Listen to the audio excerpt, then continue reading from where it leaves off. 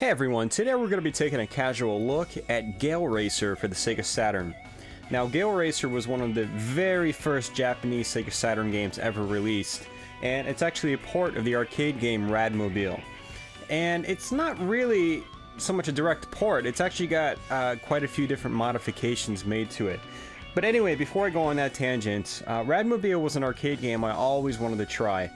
As a kid growing up in the 90s, I actually used to watch the movie Encino Man a lot back in the very early 90s, and Rad Mobile was pretty heavily featured in that movie as one of the main characters. Absolutely loved to play it. And at the time, and even still now, I'm a huge fan of the Outrun series of games. They're one of my favorite racing series out there, period, and still some of the most enjoyable to me personally today.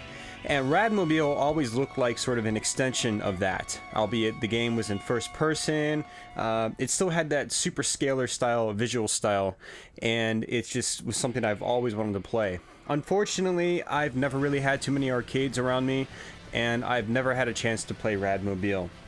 Fortunately, sort of fortunately anyways, now I can through Gale Racer on the Sega Saturn. Now, the Sega Saturn version of Rad Mobile, aka Gale Racer, they actually made quite a few different enhancements, I guess you could say. And that's cool and all, and I'm going to describe those, as I progress through this video. But there's also quite a few setbacks that really make this, well, kind of a shoddy conversion. Again, it's a very early Saturn game. It was, again, in the first batch of Japanese releases. Never made it outside of Japan, so us in the US and those in Europe never got a chance to have it or try it. Anyway, I don't want to ramble on too long. Let's go ahead and just hit start, get right into the game, and I'll talk about it a little bit and then wrap things up.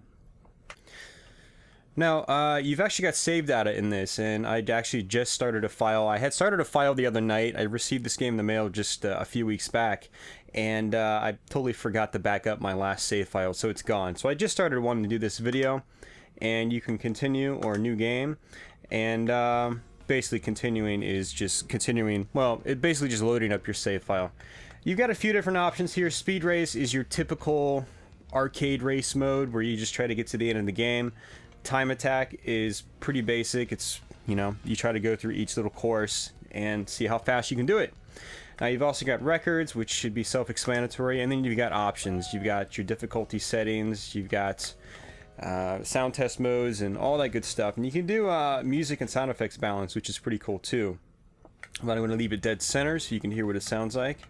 And you've got your controls. It's really nothing too terribly special. Although what's kind of interesting about this game, and kind of gimmicky at the same time, is that certain stages are completely black or they're completely raining, and you actually have physical buttons now to turn on your headlights and activate your windshield wipers, which that's kind of a novel idea, especially for the time, 1991, when the game came out. That was probably kind of a big deal. So let's go ahead and hit Speed Race, which is basically the way I like to play these kinds of games, just try to get to the end, and we'll just get right into it. Now, Gale Racer plays from a first-person perspective. There's actually no way to have a third-person camera angle, which is fine. It's kind of interesting, actually. And that's basically it. You just use the D-pad to move left and right. You hold B, which is your acceleration to go. There are no gears, there's no shifting, none of that. And you can use A or C to brake. And that's basically Gale Racer in a nutshell. It's not a very complicated game at all. The visuals are kind of cool. It still uses that old super scalar style where it basically makes use of sprites, and it layers them so much that it actually gives the field sort of a faux 3D depth. Things look like they are smaller in the distance, they're larger when you get up close to them, and it was a very early method of creating three-dimensional environments. And it definitely looks dated today, but I'm still very partial to the super scalar style of visuals. I love how Afterburner looks, I love how Outrun looks, and I like how this looks. Unfortunately though, Gale Racer does have quite a few problems that sort of really bring down the experience.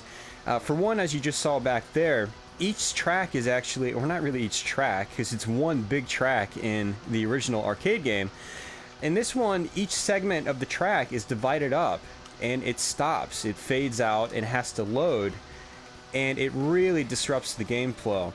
If you're familiar with games like Outrun, where the game basically just keeps going, it doesn't end until you get to the end. Rad Mobile, the arcade game, was the exact same way. I checked out some videos of it, checked out some long plays just to verify, because again, I had never played it.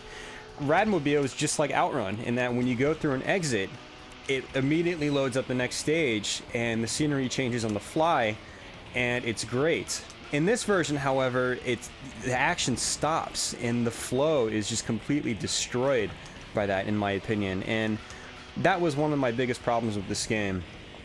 The other big problem I have is the pop-up is just absurd in this game. Now, I know this is a very, very early Saturn game, and, you know, similar racing games in the Saturn like Daytona USA had the same problem, but I didn't find it to be as bad in Daytona. The problem with Gale Racer is that the pop-up actually, you can't see the cars until they're literally right in front of you. You literally have to have like a hawk's eye in order to be able to dodge a lot of cars. You're gonna be able to get over it, I think, and the more I've played it, the more I've been able to get used to that fact, but it's bad. Some people just aren't gonna be able to get over that.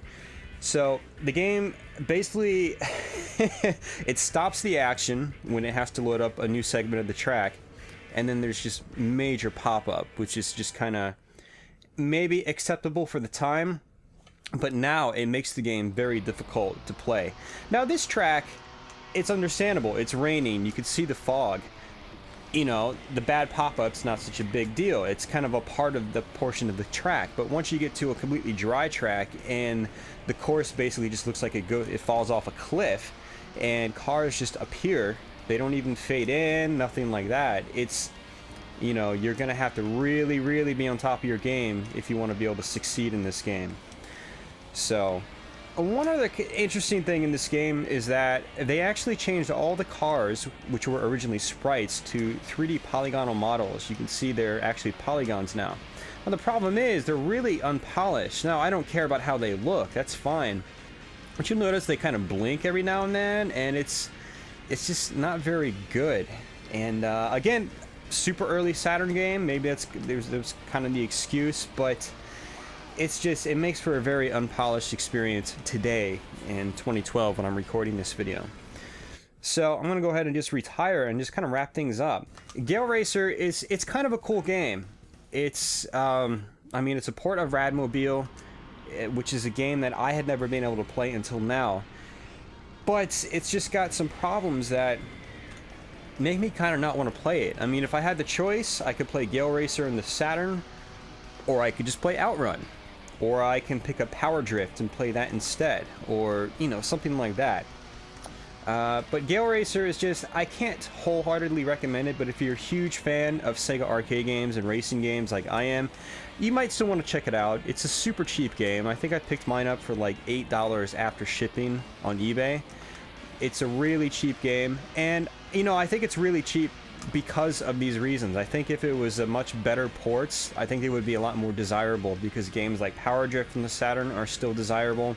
Games like Outrun, even just the standalone version of Outrun from Japan, still sells for 30 or 40 bucks by itself, which I think is a testament to just, well, the difference in quality between both games. Gale Racer it could have been a lot better. It's still fun if you can get used to its quirks, but there are better similar racing games to be had by Sega and on the system, on the Saturn. But with that, guys, that's basically it. That's Gale Racer for the Saturn. I want to say thanks for watching, thanks for subscribing, and, you know, I'll be back with some more videos sometime soon. So until then,